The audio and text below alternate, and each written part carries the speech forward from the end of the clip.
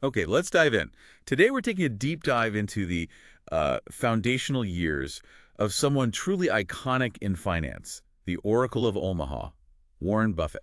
That's right. We're aiming to go, a bit beyond the legend that everyone knows. We're looking at the origin story. The early influences, the struggles. Exactly. The challenges, those key moments that really made him who he is. And for this deep dive, we're sticking strictly to one source. Right, this is important. We're drawing only from the insights and facts and excerpts from a 2023 YouTube documentary transcript. It's called The Untold History of Warren Buffett by Fine US. So our goal here is to pull out the really important bits from that specific perspective. Think of it like understanding the building blocks, maybe the concrete and steel that formed the base of his incredible empire. Starting right at the beginning, his family, a childhood that, well, wasn't always smooth sailing. And then moving through those first business attempts, finding his mentors, the people who really pointed him in the right direction. It's about getting this source-driven snapshot of how the man, started becoming the myth. So according to this source, where does this story really kick off? Well, right at the beginning, what we could call the forge of early life, family and formation. Okay, so Buffett was born into a family that was doing pretty well initially. Yeah, his grandfather had a successful grocery store, and his father, Howard Buffett, was a stockbroker, living comfortably. But comfortable didn't last long for a lot of people then. No, definitely not. Warren was just tiny, maybe 2, when the Great Depression was really hitting hard. And his father, Howard, he lost everything in the crash. Wow, so that's immense pressure, right, for the whole family, uncertainty. Absolutely. The source really paints a picture of that time, the suffering, the fear, the sense of things being totally out of control. That was the mood in the country and in their home, too. But Howard Buffett, his father, he reacted differently. He did. Faced with this, catastrophe, he found a different way. He saw so many clients get wiped out by speculation. So he shifted his focus, started selling only safe stocks. His priority became helping people protect whatever capital they had left. And that built him a reputation. A really solid one. Prudent, incredibly honest. That's how people saw him. And that must have made a huge impression on young Warren. Oh, absolutely. The source quotes Buffett saying, and this is powerful, "The best gift I was ever given was to have a father that I had when I was born." He saw him as a hero then. Totally. Taught by example, not by lecturing. And apparently, Howard had this, unlimited confidence in Warren, even when he messed up. Just unwavering belief. That kind of support, that's huge. Yeah. But the source also talks about the other side of his family life, his mother, Leela Buffett. Yeah. And this is where things get, quite difficult for young Warren, according to this account. What does the source say? It mentions a family history of mental health issues on her side. She suffered from terrible headaches, and apparently she could lash out very unpredictably. Lashing out how? The source describes it as basically constant verbal abuse. Things like backhanded comments, lots of criticism, comparing him unfavorably to other kids, shaming him. Really tough stuff for a child to hear from a parent. And that emotional turmoil at home, it affected him. Clearly. Made him scared, withdrawn. He avoided social situations. The source points to him retreating into these solitary hobbies like collecting stamps and bottle caps. Trying to find some order. Exactly, finding order and predictability in those collections. Creating his own little controllable world, you could say, away from the chaos. That makes sense. And it got worse in his teens, especially after the move. Yeah, when his father got elected to Congress, they moved to Washington, D.C., new city, unfamiliar place. And his dad was busy. Right, busy with congressional duties. And his mother, well, the source uses the word terrorizing him and his sister. So he rebelled. Big time. Yeah. Skipping school, hanging out with the wrong crowd, apparently involved in some petty stuff like stealing golf balls, pulling pranks, scams. Until his father stepped in. Yep. A really simple but apparently very impactful moment. Howard just told him, "You can do better than this." And that hit home? Hard.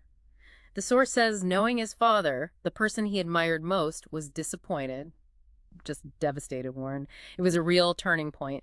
He vowed right then to change, never let his father down like that again. It's fascinating, isn't it? You have these two incredibly strong but opposite influences. The father's integrity and support. Against the mother's unpredictability and criticism. Yeah. You have to wonder how that combination forged his personality, his drive, maybe his need for control, his focus later on things like trust and value. Okay, let's shift gears a bit. Moving into what we're calling finding his framework, mentors and methods. Right. And a key moment highlighted by the source is a trip to New York. He's with his father, and he gets introduced to Sidney Weinberg. The senior partner at Goldman Sachs. The very same. Apparently, meeting Weinberg, who was like at the absolute peak of Wall Street power then, made a massive impression. He saw him as a model. The archetype, the source calls it. What Warren wanted to become, that meeting really solidified his ambition. He was going to get rich. And he didn't just dream about it. The source mentions his early hustle. Oh, yeah. Delivering newspapers, that's a classic. But also buying a pinball machine, placing it in a barbershop to make money. Already thinking like an investor. And apparently developing a real knack for calculating odds. He even applied it to betting on horses. By the time he finished high school, these little ventures had earned him $5,000. Which the source says is like $50,000 today. Roughly, yeah. Pretty impressive for a teenager. College wasn't initially his plan, though. No, he wanted to skip it, but his father talked him into going. So he ends up at Wharton School of Business. With one goal. Just one, become a better investor. He did well, got good grades, but apparently felt like he wasn't really learning what he needed until he came across Benjamin Graham. Ah, the father of value investing. Exactly. Graham was a professor at Columbia then, pioneering this whole idea. And his approach came directly out of the crash. Right. Graham had seen the calamity, as the source puts it, of all that irrational speculation in the 20s. He wanted a way to make profits without taking on huge risks. His core idea being That stock prices often didn't reflect the actual measurable value of the business. They reflected fear, hope, unknown futures, not tangible worth. And Buffett was already reading Graham's stuff. Yep, he was a fan even before they met.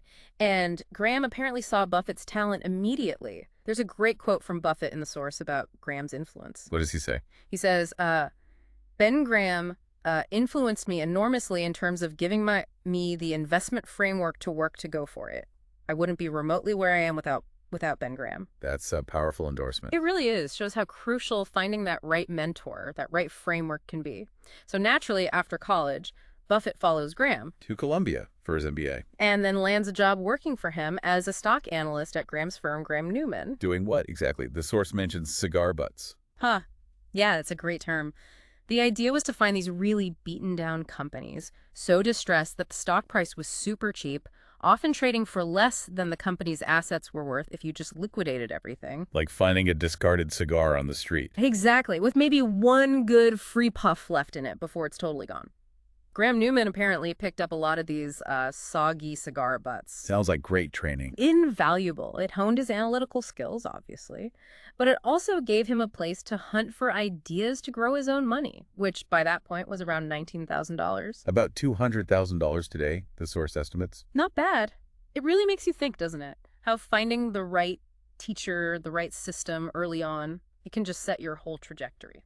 And it's fascinating how something huge like the Great Depression directly shaped Graham's entire philosophy, which then shaped Buffett. Which brings us neatly to one of those early chances he found while at Graham Newman, a company called Rockwood. A chocolate maker. In Brooklyn, yeah.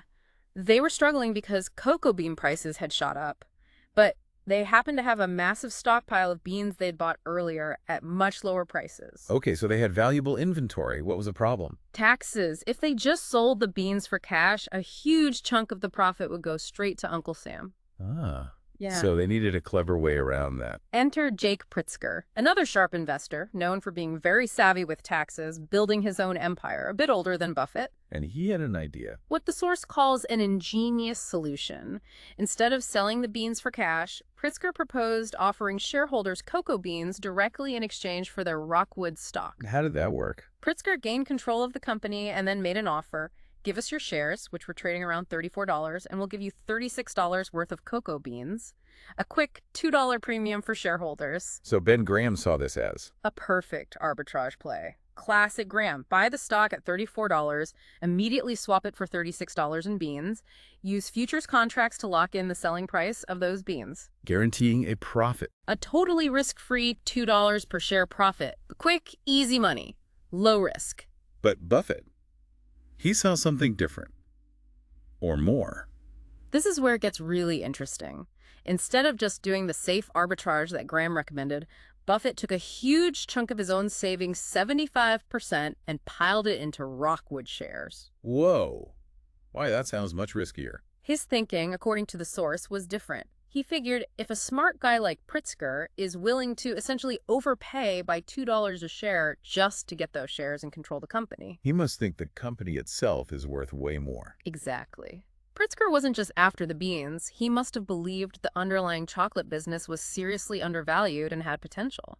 Buffett wasn't betting on the arbitrage. He was betting on Pritzker being right about the business. That's a big leap of faith, going against his mentor's advice like that. Huge risk. If Pritzker was wrong, or if the market didn't see the value, Buffett could lose a ton of money and damage his reputation with Graham, the guy he admired so much. But the gamble Paid off. Big time. The stock didn't just settle at the $36 bean value. It soared. Went up to $85 a share. Wow. And Buffett's profit. Over $13,000, the source says, which is like $144,000 in today's money. So what does this Rockwood story tell us? It shows he wasn't just mimicking Graham. He internalized the core idea, find value others miss, but he was willing to apply it differently, take more calculated risks based on his own analysis of the business, not just the assets or a special situation. He could see beyond the cigar butt. He was clearly doing well, impressing Graham, expected to become a partner at the firm. Right. That seemed like the logical next step. But then, a curveball. Yeah, totally unexpected. Ben Graham decides, that's it, I'm retiring, and he dissolves the partnership. Why? Did the source say? Apparently, Graham just felt he'd made enough money, lost interest in the investing game, wanted to spend more time on other things.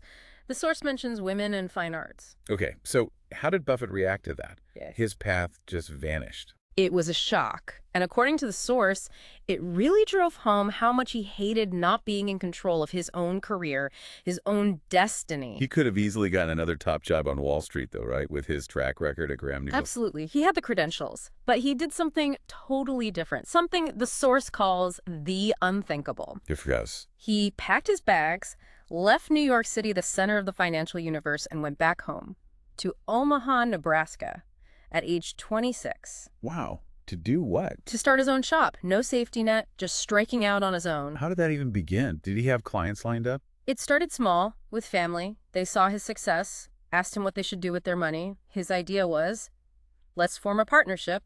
I won't sell you stocks. I'll manage your money alongside mine. We invest together.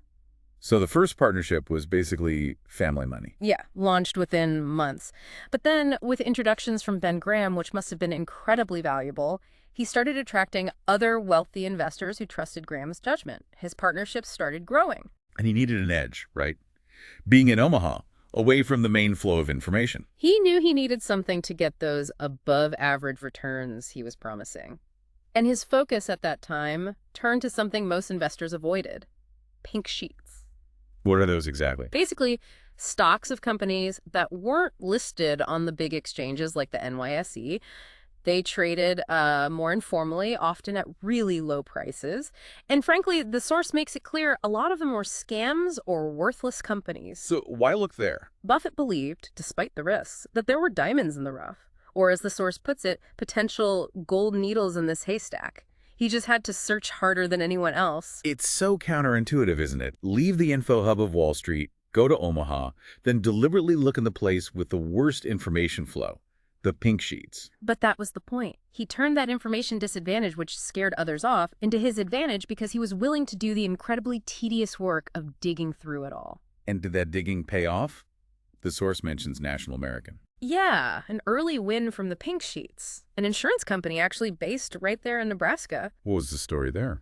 It had a shady past, apparently started as a fraud, but over years of legal fights and management changes, it had actually become a legitimate, stable business. But the shareholders didn't know. Many didn't. A lot were local farmers who still thought their shares were basically worthless paper from the old scammy company. Buffett dug in, did the analysis, and figured the stock was actually worth at least $100 a share, but it was trading way, way lower. So how did you buy it? This is classic early Buffett, according to the source.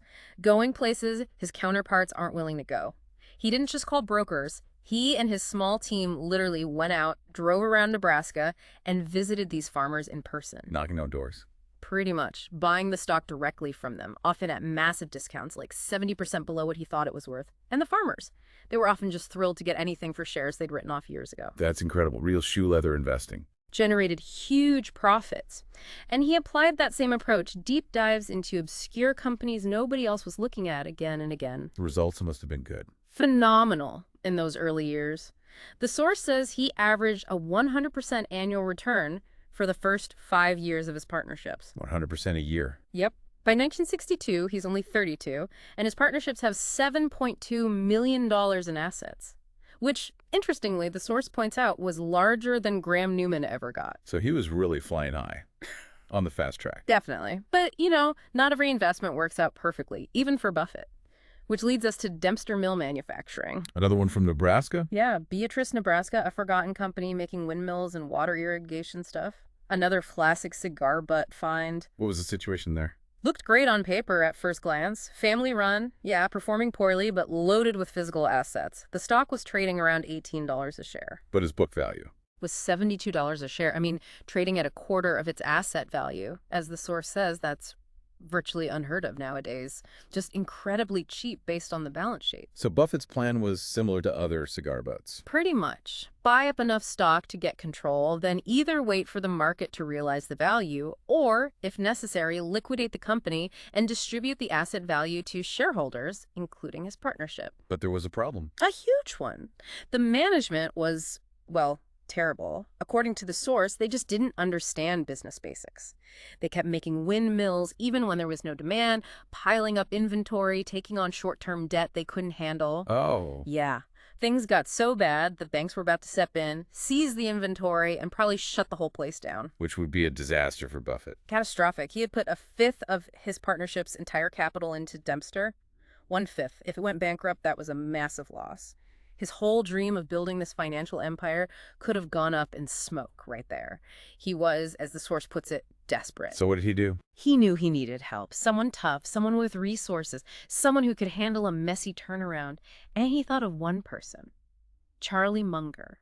Munger again. He wasn't his partner yet, though. Not formally, no. Munger was a prominent lawyer out in California, but also getting known as a really sharp investor himself. Buffett called him, basically saying, "Help me fix this mess." And Munger came in. He assessed the situation, saw how broken it was, and because Buffett was so desperate, Munger acted fast. He brought in an accountant colleague he trusted and basically hired him on the spot to take over as CEO, replacing the old management. And they took drastic action. Swift and brutal, sounds like. Fired hundreds of workers, sold off equipment, closed down 5 branches, just slashed everything down to the bone. Did it work? Financially, yes. It generated enough cash to pay off the banks, stop the bleeding, and make the core business viable again. Dempster survived. So, crisis averted for Buffett. What next? His plan, now that it was stable, was to get out, sell the restructured company to another buyer, and move on from this headache. But that's not quite how it ended. This is where the community gets involved. Exactly. And this is a really important part of the story, according to the source.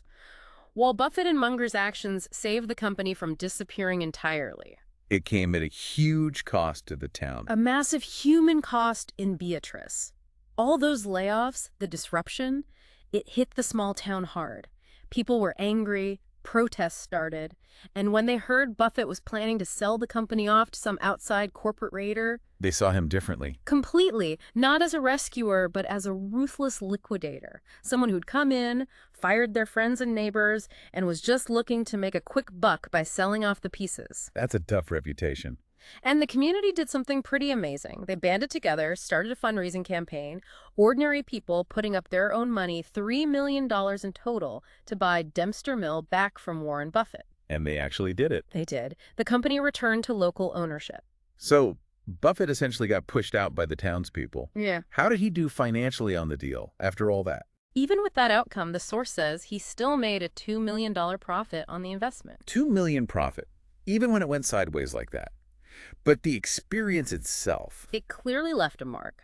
The source suggests Buffett was bothered by the ruthless liquidator label.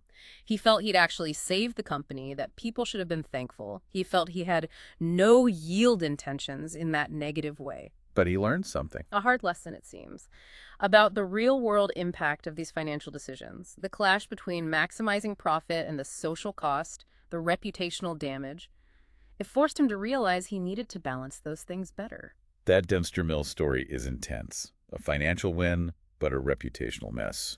And that lesson about reputation seems crucial for the next big event the source covers, the American Express crisis. Absolutely. This was a chance, maybe, to apply what he'd learned. So what was happening with American Express? At the time, Amex was booming. Credit cards were their main thing, obviously, but they also had this other, less visible but very profitable division. They issued warehouse receipts. Which are like certificates saying goods are stored somewhere. Exactly. Commodity owners say someone with a huge amount of soybean oil could store it, get a receipt from Amex's subsidiary, and then use that receipt as collateral to borrow money from banks. Okay, sounds straightforward.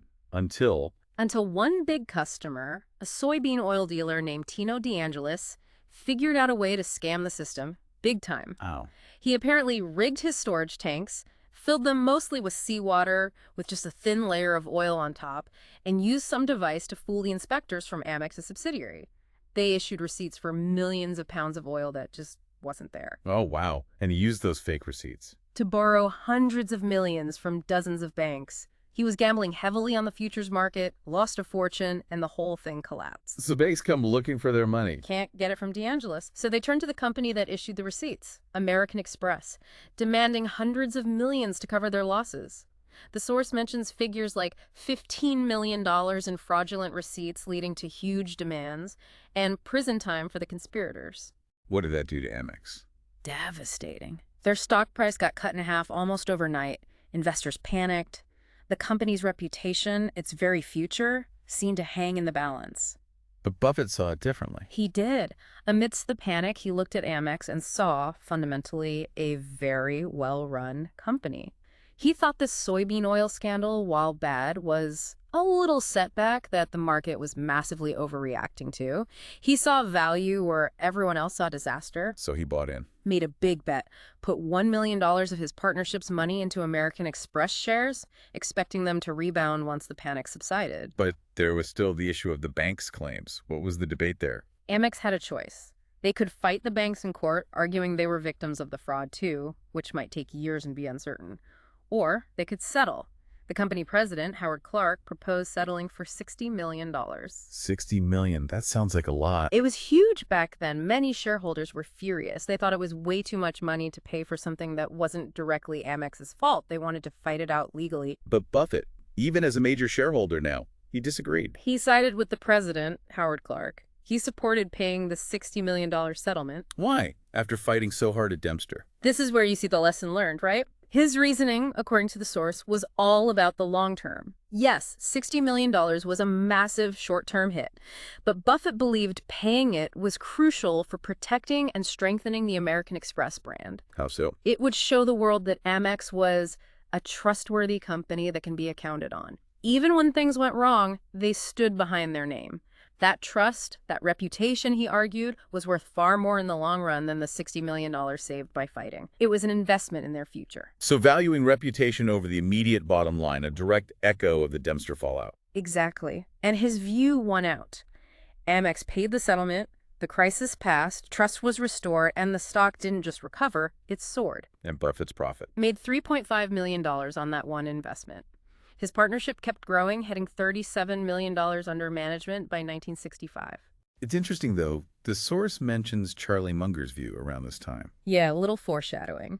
Munger apparently believed that Buffett's incredibly successful cigar butt approach, while profitable, was not going to scale forever, hinting that maybe a change in strategy would be needed eventually, even though Buffett was still known for being stubborn and going against the crowd. The Amex story is powerful. Taking a hard lesson about reputation and applying it on a much bigger stage, even when it meant a huge upfront cost. It really underscores how that understanding of trust and perception became part of his toolkit. Okay, so finally, let's talk about the company that defines him today, Berkshire Hathaway. But the source paints its beginnings as, well, almost an accident. Yeah, it's quite a story. When Buffett first looked at Berkshire, it wasn't with the idea of building an empire. It looked like just another quick cash grab. Another cigar butt. Exactly. A poorly run company, but one that had valuable assets that can be liquidated for profit. That was the initial assessment. What kind of company was it? A northern textile business. And the source is pretty blunt.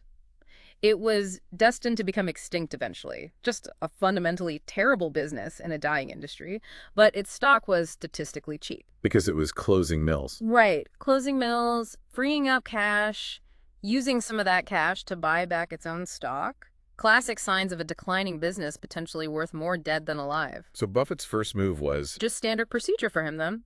Buy up shares, aiming for a modest profit by eventually tendering them back to the company when they did another buyback. but something changed the plan. Big time. Buffett bought enough shares that he was getting close to having a controlling stake.